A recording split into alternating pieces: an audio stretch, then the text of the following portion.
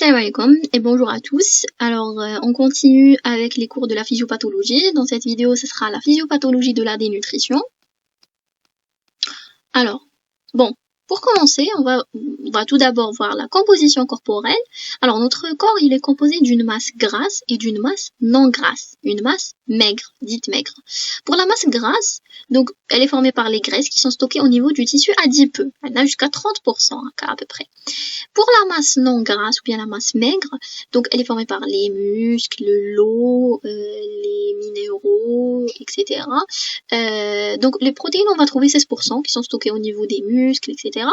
Pour le compartiment liquidien, donc on a des compartiments extracellulaires et intracellulaires. Extracellulaire, on va trouver 25% d'eau et intracellulaire, on va trouver 37% d'eau. Et ce qui reste, donc le pourcentage qui est très minime, c'est pour les minéraux qui sont stockés au niveau des os.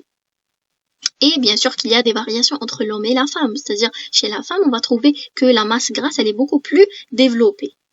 Et la masse maigre, elle est beaucoup plus développée chez l'homme, parce qu'il a beaucoup plus de muscles.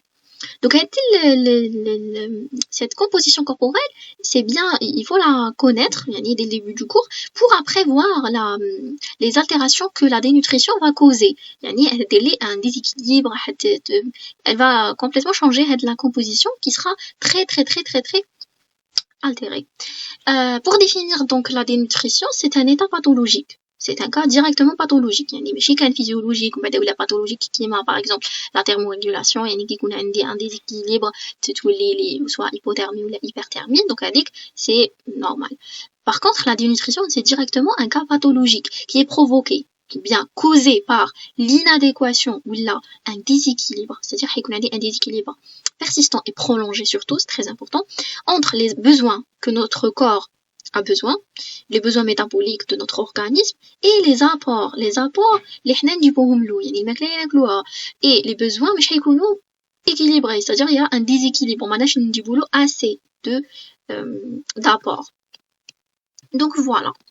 Alors, une chose technique très importante, c'est de faire la différence entre la dénutrition et l'amaigrissement, parce que les deux vont causer une perte pondérale, mais quelle est la différence entre les deux? Bon, l'amaigrissement, donc soit il est volontaire ou pas, l'essentiel, il va provoquer une perte pondérale non délétère. يعني مش حتأثر لي على les fonctions تاعنا. Par contre, la dénutrition, c'est une perte quantitative et qualitative, les deux, mais bien sûr involontaire, ماكش لي حاب يلحق la dénutrition ou la malnutrition, et qui va provoquer des conséquences très graves sur nos fonctions. Donc, technique, autre chose, il faut savoir qu'une alimentation insuffisamment riche en énergie, en protéines, en nutriments, etc., entraîne un amaigrissement, tout simplement. Elle va entraîner un amaigrissement. Mais l'amaigrissement, si les symptômes de l'amaigrissement, c'est-à-dire la perte de poids, etc., sont banalisés, ils sont banalisés, ne sont pas pris au sérieux, et bien l'amaigrissement, il sera responsable de dénutrition, qui est potentiellement grave. C'est-à-dire l'amaigrissement peut conduire vers la dénutrition s'il est prolongé et s'il n'est pas pris au sérieux, s'il est banalisé. Voilà. Alors, pour la dénutrition, donc on peut dire qu'on a trois types. On a la dénutrition par carence d'apport prédominante. Les causes soit une carence d'apport prédominante, elle sera responsable d'une malnutrition protéino-énergétique. On va expliquer l'abréviation c'est MPE, on va trouver. Soit une accélération du catabolisme, réponse à une agression technique, on va la voir, et soit les deux, c'est le cas du cancer malheureusement et des maladies inflammatoires. Les deux, يعني تكون عندي carence d'apport prédominante, يعني carence معناتها نقص كشغل حنا ما نكونوش ناكلو بزاف assez. Voilà. Pour هذه هنا ماشي شرط تكون عندي carence, c'est تكون عندي une agression, يعني يكون عندي une agression par un agent pathogène qui va provoquer une réponse très importante le corps تاعنا ديالنا, donc حتولي عندي accélération du catabolisme. Donc on va expliquer كل وحده à part. Voilà. Soit les deux حيكون عندي les deux, c'est-à-dire carence d'apport prédominant plus accélération du catabolisme. Il va provoquer cet état de dénutrition. Alors, trois mécanismes sont impliqués lors de la dénutrition. Tout d'abord, alors, très importante. أول حاجة حتى يديرها le corps تاعنا c'est la mobilisation des réserves énergétiques. C'est la première étape. Ensuite, qu'est-ce qu'il va faire? Eh ben, il va commencer à puiser dans les réserves protéiques. À la fin, هيكون عندي un déficit, هيلحق لي le déficit en micronutriments. Donc on va expliquer tout ça. Notre corps, il est très intelligent bien sûr, subhanallah. Donc كي يبدا يشوف روحو في راهو يكون في ان جون يعني يكون عنده او صايم qu'est-ce qu'il va faire? La première des choses, donc il va chercher de l'énergie, bien sûr. L'énergie, bien sûr, il va pas toucher. Il essaie toujours de garder les protéines. Parce que la structure la structure, c'est très important, les muscles, voilà. Donc, il essaie d'éviter les muscles, les protéines. Il va les garder. C'est une masse noble, on dit. Il va tout d'abord voir dans les réserves énergétiques ce qui reste, il y a les glycogènes, le tissu adipeux. C'est bien sûr glycogène pour libérer du glucose, voilà, pour avoir un peu d'énergie. Ensuite, si le jeûne il est toujours prolongé, il va passer au tissu adipeux où il va libérer les acides gras qui seront oxydés pour donner les corps cétoniques, etc.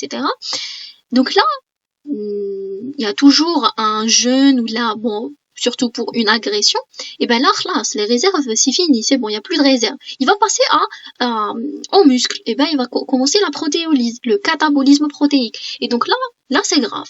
Là, c'est grave, très très grave, qui peut causer des fentes musculaires. هنا يولي عندي un déficit protéique, donc ما عنده ني réserve, راحوا خلاصوا les réserves, ومن بعد خلاص له تانيك les protéines, ولا عنده un déficit en protéines.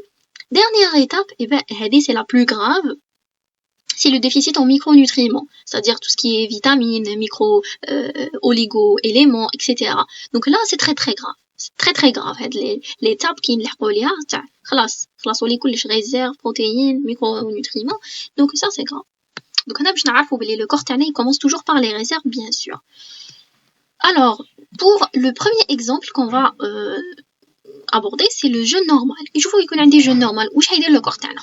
Alors l'organisme s'adapte. Bien sûr, on a l'expérience تاع le jeûne pendant le Ramadan. Donc on a tous jeûné et on a vu notre corps comment il s'adaptait. Donc l'organisme il va s'adapter. Qu'est-ce qu'il fait? Donc on a deux moyens de production d'énergie. La néoglucogénèse pour maintenir bien sûr une glycémie normale, pour ne pas tomber dans une hypoglycémie. Et il va chercher le tissu adipeux pour libérer, donc une lipolyse, pour libérer les acides gras libres qui seront oxydés pour voilà donner les corps cétoniques. Et les corps cétoniques, ils vont alimenter le muscle, très important le muscle, voilà, le myocarde et le cerveau. On va parler que le cerveau plus tard. La dernière étape, c'est le cerveau. Voilà, parce que le cerveau toujours c'est un organe glucodépendant, il va toujours se servir du glucose, il sera libéré de la néoglucogénèse, etc. Donc voilà, أول حاجة يديرها néoglucogénèse وبعدين يدير les protéolyses pour voilà toujours avoir de l'énergie. L'organisme dans ce cas, qui n'est pas très vraiment agressif, ne mobilise pas la masse noble. La masse noble, il y a les muscles. Il va protéger le muscle en évitant la protéolyse. Il va toujours garder sa structure pour ne pas tomber dans les extrêmes. Donc voilà, c'est le jeûne normal. Là, il va manger, donc c'est pour ça qu'il faut récupérer et manger bien le soir. La phase de jeûne normale, donc voilà, c'est juste un schéma pour montrer, voilà, réserve glucidique, réserve lipidique, tissu adipeux, voilà, hydrolyse, acide gras libre, oxydation, corps cétonique, voilà, pour récupérer de l'énergie. Là, ici, glycogène, hydrolyse, va donner le glucose qui sera libéré dans le sang, etc. Alors, deuxième type, on a la dénutrition. La DPE, on peut dire, ou la MPE, malnutrition, dénutrition, donc dénutrition protéino-énergétique. Donc là, alors le corps تاعنا, l'organisme تاعنا, il va se mettre dans un mode économie. يعني هيقتصد وش هيدير. Il va toujours, donc c'est presque la même chose que le jeûne, وش هيدير. مش هيمسلي, il ne va pas toucher à la masse musculaire, il va épargner les protéines, il ne touche pas les protéines. Il va toujours libérer les réserves énergétiques, surtout les lipides. Parce que maintenant, glycogène, pour, je dirais combien, 6 heures, 8 heures, هكاك هذا ما كان يعني ماشي بزاف. Glycogène بالخفيف خلاص. En fait, ce qui reste, c'est les lipides. Les lipides, c'est une masse volumineuse اللي هي هيستعملها pendant 12 heures ou 14 heures, voilà, 16 heures jusqu'à 16 heures. Donc là, il va toujours utiliser les réserves énergétiques. Il va pas toucher les protéines. Le but très important pour faire la différence entre la dénutrition protéino-énergétique et l'agression, c'est que on va pas toucher les protéines. Également, le but c'est de survivre. احنا في هادوما les termes عندنا vivre و عندنا survivre. Vivre c'est نعيشو normal في des conditions qui sont des conditions normales و عندنا survivre dans des conditions qui sont des conditions inadéquates, يعني déséquilibrées ou là des conditions qui sont pas bien. Donc là, المهم انه يعيش. اذا ما كيما نقولوا بالدارجه تاعنا المهم يعيش، ما يهمش، المهم يعيش. Donc voilà, c'est pour ça il va économiser les réserves. Le troisième type, c'est l'agression. Donc là, il va se mettre en mode lutte. Il va combattre. On a une agression, bien sûr qu'il va combattre. Le corps تاعنا, bien sûr, il essaie toujours de s'adapter, il travaille beaucoup,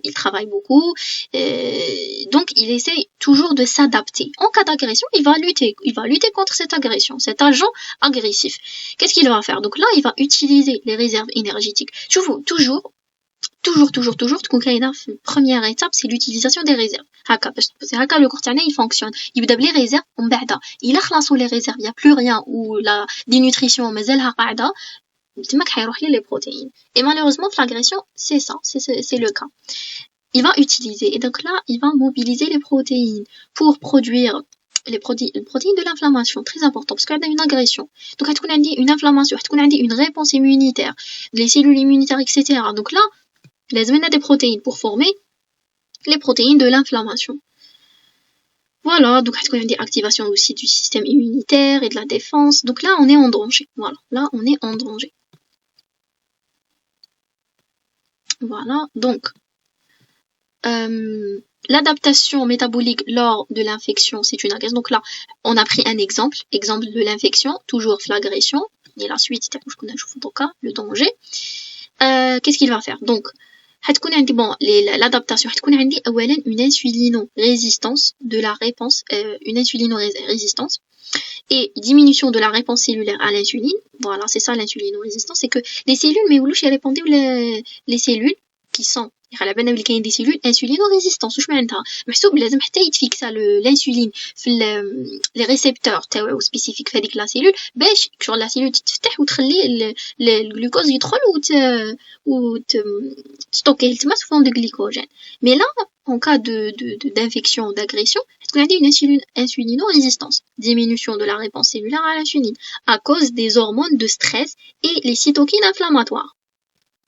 Donc c'est-à-dire عندنا les hormones de stress parce qu'on a un cas agressif, donc حيكونوا عندي des hormones de stress qui m'a le cortisol, ils seront libérés même avec des cytokines inflammatoires. Donc les substances, le rôle تاعهم c'est quoi? C'est d'augmenter la glycémie. Donc عندهم un effet opposé à l'insuline. Donc c'est des antagonistes, comme on dit, c'est des antagonistes de l'insuline. Ils vont empêcher la fixation de l'insuline les cellules, et donc il va y avoir libération avec le glucose parce qu'on a besoin de cette énergie, on a besoin de glucose pour avoir de l'énergie. Donc c'est ça. Voilà, il y a la cause de l'insulino-résistance. C'est à cause des hormones et des substances qui vont créer cette résistance à l'insuline pour toujours garder du glucose, pour ne pas, parce que l'insuline stockage تاع الجلوكوز بصح هما حيجوا ils vont empêcher la fixation تاع le stockage تاع الجلوكوز sous forme de glycogène pour augmenter la glycémie. Donc ils vont causer une hyperglycémie. Ensuite, on a la libération des acides gras pour la néoglucogénèse hépatique. Toujours le but c'est de produire de l'énergie. Voilà, glucose. Donc là, on a glucose à cause de l'insulino-résistance causée ou la provoquée par les hormones. Donc on a glucose هنا. ثانيا عندنا glucose من les acides gras qui vont participer à la néoglucogénèse hépatique, bien sûr, et pour toujours avoir de l'énergie. Dernière chose, c'est la libération des acides aminés. Donc, elle est la plus grave. C'est la libération des acides aminés par les muscles. Donc là, il va s'agir d'un hypercatabolisme.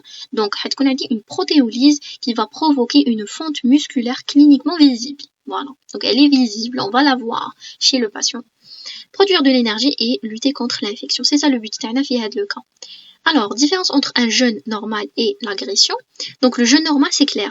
Handero, néoglucogénèse, lipolyse, cétogénèse qui est très importante. Cétogénèse mninidjina, la lipolyse. C'est en libérant les acides gras qui seront oxydés pour produire les corps cétoniques.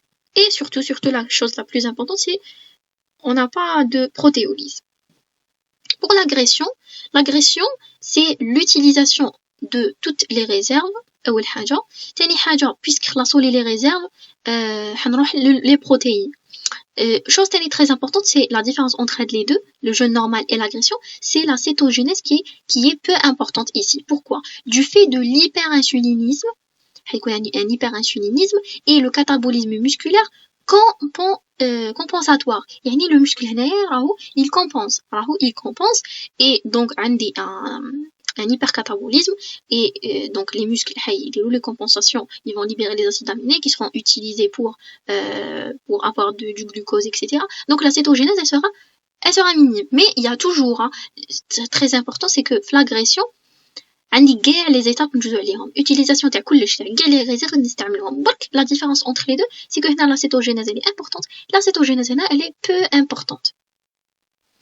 Donc voilà, ensuite aussi عندنا un déficit protéique très important. حيكون عندنا un déficit protéique, c'est-à-dire un bilan azoté négatif. معناتها عندي un catabolisme تاع les protéines, بصح ما عنديش في المقابل production تاع les protéines. C'est un bilan négatif. Bilan azoté négatif. عندي aussi excrétion urinaire, c'est-à-dire on va par excrétion urinaire, c'est-à-dire l'azote sera excrété les urines, voilà. Donc voilà. On a également synthèse hépatique des protéines de la phase aiguë, يعني حتكون عندي synthèse des protéines de l'inflammation, comme la CRP, le fibrinogène, etc. Donc voilà, elle est pour juste faire la différence entre le jeûne normal et l'agression. La chose la plus importante, c'est ce qui est en rose. C'est que la cétogénèse, elle est importante. L'agression, la cétogénèse, elle est peu importante. C'est en raison de la présence de l'insuline. Parce que l'insuline, elle va empêcher, c'est comme ça. Donc l'insuline, elle bloque la cétogénèse en inhibant le transport des dérivés du métabolisme des acides gras. L'essentiel, c'est à cause de l'insuline. Voilà, la cétogénèse, elle est peu importante à cause de l'insuline. D'ailleurs, je disais donc l'acidocétose diabétique, donc qui est la présence de les corps cétoniques, elle résulte le plus souvent d'une carence absolue en insuline. يعني l'insuline qui يكون il va empêcher la cétogénèse, بصح يعني surtout qui يكون كاين بزاف l'hyperinsulinisme. بصح كي ما يكونش عندي بزاف l'insuline, عادي حتكون عندي une cétogénèse عادية normale كيما هنا في le jeûne normal. Voilà, pour avoir de l'énergie. L'essentiel, il faut garder la phrase. La phrase, elle est très importante. Voilà. Alors, bon, هنا les maladies dénutries. Les maladies dénutries qui sont en dénutrition. Donc, c'est le dernier stade. Donc, on a le stade la perte des réserves énergétiques, avec normal. On va les réserves protéiques et là, les réserves en micronutriments, le déficit en micronutriments. Parmi les micronutriments, on a la vitamine B, B9, B12, la carence des neuropathies, des anémies, une encéphalite carentielle, etc. C'est surtout vitamine B9, B12 qu'on trouve surtout la protéine animale, c'est-à-dire la viande, etc. Le sélénium. Le sélénium, c'est un antioxydant qui participe à l'immunité thermique. Le zinc, c'est surtout un micronutriment qui participe à la cicatrisation, l'anabolisme et les fonctions thyroïdiennes, également l'immunité. Il y a des micronutriments qui ont un rôle pour l'immunité. Voilà. Donc, voilà, le dernier stade qui est très très grave. Le cancer, donc là, on va parler de la troisième étape, Alors, passons maintenant à la dénutrition lors du cancer. Donc, il faut savoir que la dénutrition pendant le cancer, elle associe les deux causes. Il y a une carence d'apport la carence d'apport, elle est due à quoi? Elle est due au syndrome cachexie, on va le comprendre, c'est quoi? Plus un hypercatabolisme. Pourquoi un hypercatabolisme pendant le cancer? Parce qu'on a des cellules tumorales. Donc le corps il essaye de combattre les cellules tumorales, et donc parce que c'est une agression, le cancer c'est une agression, donc il va se mettre en hypercatabolisme pour essayer de lutter contre les cellules et les agents agressifs. La carence d'apport, elle est due au syndrome cachexie. Le syndrome cachexie, il est toujours associé au cancer, malheureusement. Une perte de poids, des nausées, une anorexie, c'est-à-dire une perte d'appétit. C'est pour ça que nous avons les apports importants. On a une inflammation, une anxiété, les symptômes ou les manifestations vont causer le syndrome cachexie qui va malheureusement altérer encore le cancer et la dénutrition. Voilà. Donc la dénutrition, elle est corrélée à l'extension de la maladie. Donc قد ما تكون la maladie prolongée, يعني قد ما le cancer يزيد يطول, قد ما la dénutrition elle évolue ou tout est plus grave. Donc la dénutrition, elle est retrouvée à donc 20 jusqu'à 60% من diagnostic. يعني chez les cancéreux, on va trouver la dénutrition حتى 60% منهم نلقاو عندهم la dénutrition. يعني elle est très fréquente chez les cancéreux, malheureusement, la dénutrition. Donc عندها une valeur pronostique propre, la dénutrition, parce que c'est quoi la valeur pronostique propre? C'est la valeur d'appréciation de l'évolution, يعني la valeur اللي تخلينا نشوفوا التطور تاعها, et parce qu'elle est responsable du 20% du décès. يعني 20% du décès تاع les cancéreux dû à la dénutrition, c'est pas que le cancer, et ben c'est grave, c'est grave, voilà. Pour poser le diagnostic, donc on a un petit tableau normal à prendre. On a moins 70 ans et les patients qui sont plus de 70%, 70 ans. Donc on a نشوفوا quelques paramètres. نشوفوا la perte de poids كيفاش راهي تروح.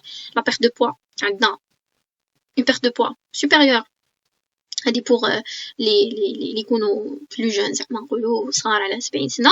عندنا une dénutrition modérée, une dénutrition sévère. Donc la perte de poids كيفاش أنا حين نقولوا زعما نقيسوها pendant un mois, نشوفوا شحال هو يفقد في un mois وفي 6 mois شحال هو يفقد. Donc voilà, il a فقد 5% في le premier mois ومن بعد 10% في le 6e mois. là رانا في dénutrition modérée. مع تاني toujours نقيسوا les autres paramètres. عندنا l'IMC ولا le BMI اللي هو l'indice de masse corporelle qui est égal à le poids sur la taille au carré. donc حنلقاوه inférieur à 18,5. L'albumine, c'est très important. L'albumine, c'est une protéine très importante, les نلقاوها inférieure à 30 grammes par litre. Donc, c'est une dénutrition modérée chez un patient qui n'a pas 70 ans. Voilà. Inférieur à 70 ans. Maintenant, c'est la même chose. Donc, c'est la même lecture. Voilà. Voilà, j'ai lu juste la première, la suite c'est la même chose, mais je m'entends la vidéo. Alors, l'évolution de l'efficacité, c'est-à-dire comment on va évaluer l'efficacité nutritionnelle. حنقيسو ولا نتبعو هذاك لو malade, لازم نديرو له تتبع. كيفاش نديرو له تتبع؟ حنديرو anthropométrie. C'est quoi l'anthropométrie? C'est-à-dire on va toujours évaluer ou la mesurer le poids TAO, BMI, voilà, le pli cutané, parce que la dénutrition a une déshydratation. donc on joue le pli cutané. C'est quoi? C'est qui نروحو نقرصوه زعما في les face interne de la cuisse ou là au niveau des parties claviculaires. donc نشوفوا إلا قعدت لي هذاك le pli قعد لي معناتها il est déshydraté, بصح إلا راح le pli normal ما راهوش déshydraté. l'essentiel هذه pour juste toujours évaluer. نقيسوا له تاني la composition corporelle, حنديروها à travers la bioimpédentimétrie et ce qu'on appelle donc voilà, la BIA حنستعملوها باش نقيسوا la composition corporelle pour mesurer la composition corporelle اللي هضرنا عليها من الديبut كامل تاع le cours. On va voir les signes cliniques, si on a des œdèmes, une fente musculaire. Donc on va voir les œdèmes, c'est une caractéristique de la dénutrition qu'on va voir chez les Africains. On va نقيسوا les protéines plasmatiques, principalement l'albumine, très important. Et on va نشوفوا la fonction musculaire, voilà, force de serrement, نشوفوا est-ce que les muscles sont forts ou non, ou bien ils sont fragiles. donc c'est juste pour évaluer, يعني نتبعوا نقيموا l'évolution de l'efficacité nutritionnelle. Alors, le retentissement et les conséquences, les conséquences de la dénutrition, augmenter la mortalité, voilà, une altération musculaire, qui تكون بزاف prolongé, un retentissement aux infections, augmentation du retentissement aux infections, un retard de la cicatrisation, parce que le sujet va devenir plus fragile, l'immunité elle est altérée, donc voilà. Donc c'est des conséquences qui sont très très graves. Alors, bon, Alors, on a donc il y a deux formes cliniques de la dénutrition, on a le marasme et le kwashiorkor. Kwashiorkor, on a سامعين به au lycée, je crois. Alors, le marasme, donc on a surtout la différence entre les deux. Le marasme, c'est une dénutrition chronique et progressive. Le patient, il mange peu et un déficit protéino-énergétique. Voilà, il y a malnutrition protéino-énergétique. Elle est équilibrée, يعني. بصح le patient, il est maigre, يعني. Elle est moins grave que le kwashiorkor. Le kwashiorkor, oui, le plus grave, on va l'observer chez les enfants, surtout africains, malheureusement, qui sont plus nourris au sein, yani, ils ne se nourrissent pas, mais le lait maternel. Et surtout kwashiorkor, la caractéristique تاعو شحال نلقاو فيه une hypoalbuminémie, يعني هو principalement c'est l'albumine qui n'est pas normale, alors que l'albumine elle est normale, elle est plutôt normale. Le marasme c'est surtout dû à un manque d'aliments et d'énergie. C'est pour ça qu'elle est chronique et progressive. Elle se fait progressivement. Mais le kwashiorkor, c'est une, dès la naissance. Hypoalbuminémie, on a des œdèmes, très importante, ou c'est gonflement de l'abdomen. Je vois un homme que je suis à Khaja.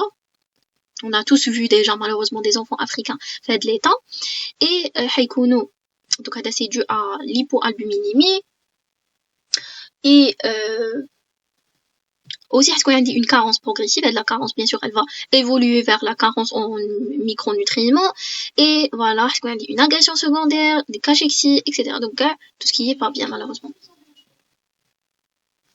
Donc voilà, surtout la caractéristique c'est l'œdème, et le ventre qui est gonflé. Avec le ventre gonflé, parce qu'une hépatomégalie, une augmentation du volume du foie, l'infiltration des liquides tanniques, elle va diminuer, donc il y aura des liquides au niveau de l'abdomen, du coup ce sera un gonflement. Donc voilà, kwashiorkor et marasme. Donc pour faire la différence entre les deux, c'est surtout l'hypoalbuminémie, l'albumine elle est très basse, et ici l'albumine elle est normale. Et là c'est dû à un manque en albumine, et là c'est dû à un manque en général des aliments et de l'énergie. Voilà. La prise en charge, le traitement, prise en charge thérapeutique. Donc, on pose le diagnostic. Si on le trouve négatif, alhamdoulilah, il n'y a pas une dénutrition, on va juste suivre avec le patient, bien sûr. Il est maigre, il y a une chienne. Donnez-lui un diagnostic. Je vous garde sur l'albumine. Je ne le diagnostic, il m'a fait avec tableau. Sur l'albumine.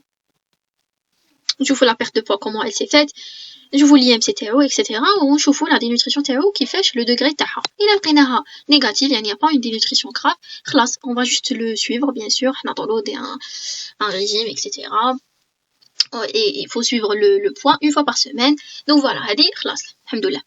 Pour le diagnostic positif, si on trouve qu'il y a une dénutrition, donc là, on a deux degrés. On a soit une dénutrition modérée, qui avec le tableau, ou là, on a une dénutrition sévère. Pour la dénutrition modérée, les apports supérieurs à 60%, là, ça va. Vous avez juste des conseils diététiques. Vous avez des conseils diététiques. La diète, il y a genre le régime. J'en attends des régimes, une diète, une bonne diète pour récupérer, etc. Récupérer, surtout les fonctions terreau, l'énergie, etc. Et on va le suivre. Encore une fois, le surveiller. Lorsque les apports sont inférieurs à 60, donc là il s'agit d'une dénutrition sévère, donc on a une prise en charge urgente, et est-ce que le tube digestif il est fonctionnel, ou une nutrition entérale par le tube digestif, tout simplement. La plus privilégiée, il faut toujours chercher si le tube digestif il est fonctionnel pour faire de la voie entérale. واللي حتكون bien sûr à travers une sonde. هاد la sonde حتدخل كامل في التوب digestif, وهذه c'est la plus privilégiée وهي الأحسن parce que هذا حتكون une bonne récupération. Mais malheureusement إلا كان le tube digestif تاعو non fonctionnel, عنده شحال ماكلاش, le tube digestif تاعو il est complètement altéré, واش نديرولو une nutrition para-entérale, à travers les veines. Voilà. Donc هذه c'est juste pour les cas Les cas graves, les contubles digestifs mais ils fonctionnent malheureusement. Donc voilà, on a fini le cours. J'espère qu'il un cours sympa. Et si vous avez des questions toujours, n'hésitez pas à les poser. Donc voilà, il est quand même que je ma faute. Veuillez m'excuser, corrigez-moi les commentaires ou là. Donc je vous dis merci pour votre attention et bon courage.